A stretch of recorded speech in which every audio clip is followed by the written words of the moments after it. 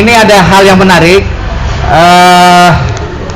Terpaksa kita masukkan jadwal juga karena menjadi lebih keruhnya suasana.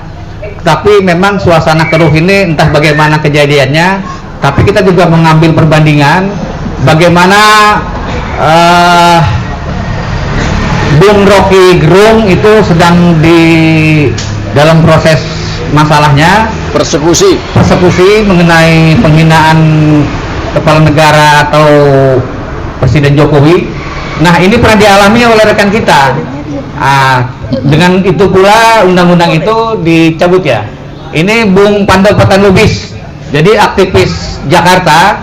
Kalau nggak kenal Bung Pandapatan Lubis, artinya belum terbaptis tuh sebagai aktivis. Ini ingin bicara karena dalam konteks itu kelihatannya equal tuh urusannya. Silakan Bung Pandapatan Lubis.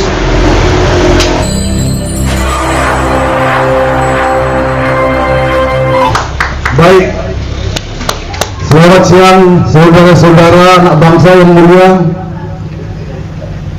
Sebagaimana yang dijabarkan oleh kawan kita Nurus dengan isu terhadap saudara kita Rocky Gerung, yang mana saya juga pernah dikenakan pasal tersebut, pasal 134, 136 dan 137 warisan dari kolonial Belanda yang diterapkan oleh mereka menggantikan kata ganti raja terhadap anak-anak jajahan di negeri ini waktu Belanda menjajah Nusantara, sehingga pasal itu telah dihapus oleh Mahkamah Konstitusi tahun 2006,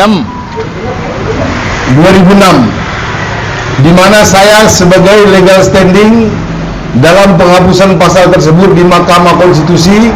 Waktu itu ketuanya Jimlia Siddiq, sehingga patut kita dorong Jimlia Siddiq untuk bersuara terhadap kasus Rocky Gerung hari ini.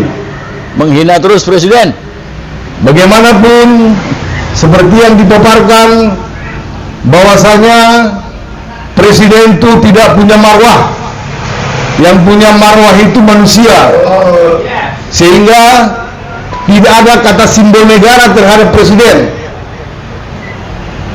Jadi apa yang dilakukan oleh Rocky Gerung secara akumulasi dari sebab-sebab Presiden Indonesia yang telah melanggar janji, yang telah membohongi publik, yang telah membuat kebijakan, yang telah memporak-porandakan kehidupan bangsa ini dengan janji-janji palsu yang sudah berpuluh-puluh dan ratusan yang dia ucapkan, yang tak pernah digubris dan tak pernah dipraktekkan.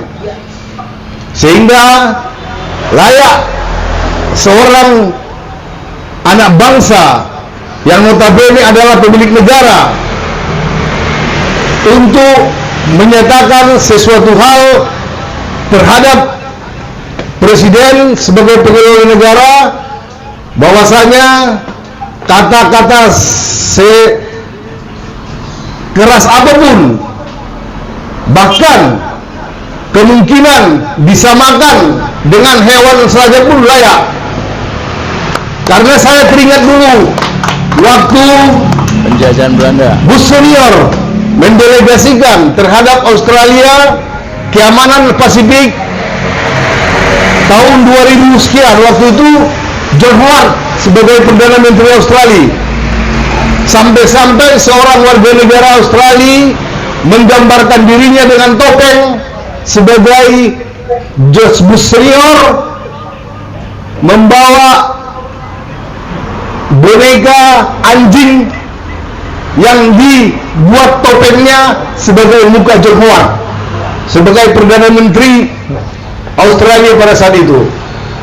Begitu tidak sukanya warga negara Australia tersebut, Amerika mendelegasikan keamanan Pasifik terhadap Australia pada saat itu, sehingga apa yang diucapkan oleh Rocky Gerung tersebut dibandingkan dengan yang dilakukan oleh seorang warga negara Australia tersebut, itu masih lunak apa yang disebut oleh si Rocky Gerung.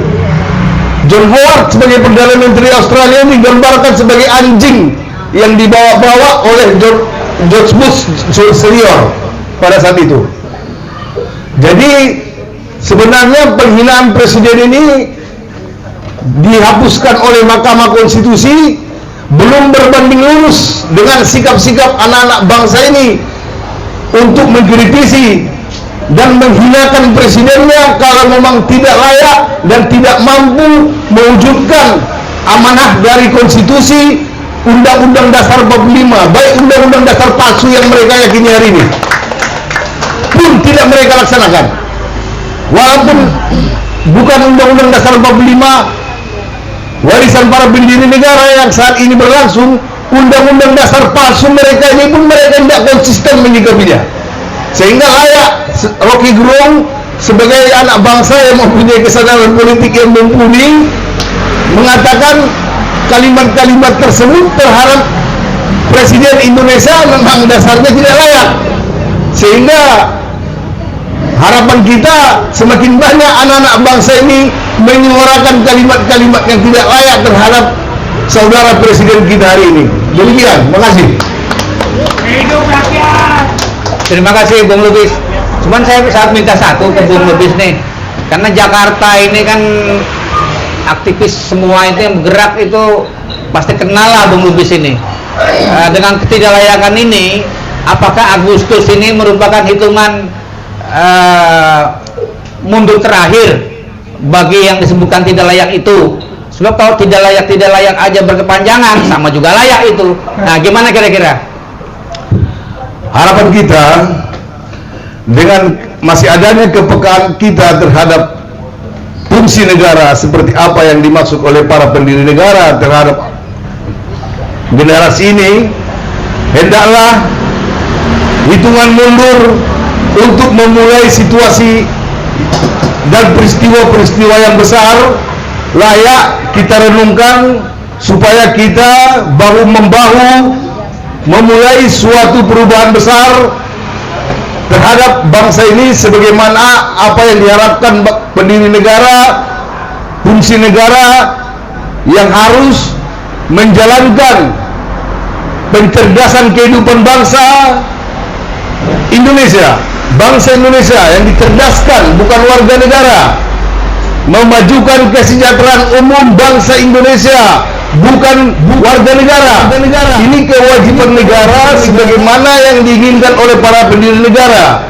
Karena waktu kita dijajah Belanda, kehidupan bangsa Indonesia sangat memiriskan, sangat menghina peradaban kemanusiaan di muka bumi pada saat itu. Karena kondisi kehidupan bangsa Indonesia 4 tingkat di bawah bangsa Arab, 4 tingkat di bawah bangsa Cina, 4 tingkat di bawah bangsa India, dan 5 tingkat di bawah bangsa Indo-Eropa.